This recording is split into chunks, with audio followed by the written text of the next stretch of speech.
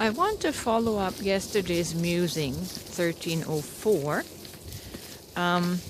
with this, the scriptures that we are reading today are based on the understanding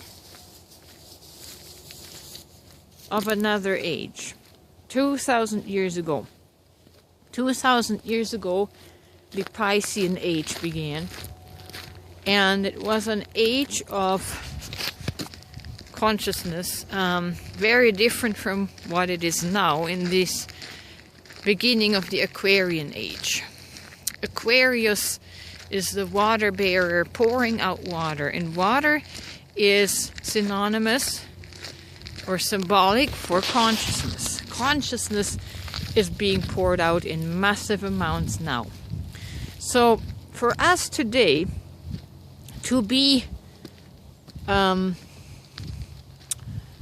looking back to the writings of the age of Pisces from 2,000 years ago, that is an old consciousness that we can't continue in 2,000 years later. We're here to usher in new consciousness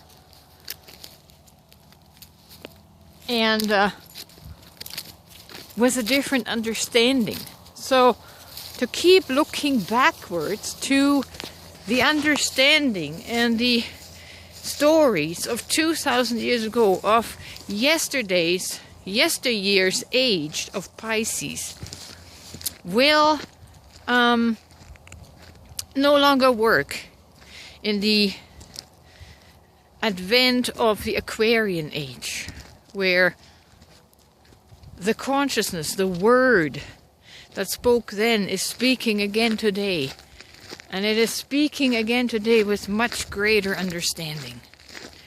Like you being divinity, you being God in a human form, right? That was not unheard of, because Jesus tried bringing that message, but it was unreceived. Humanity did not have the capacity to receive that revelation wholesale. But now we are in the age of the Aquarian age, the water bearer, and consciousness is freely being poured out into the earth.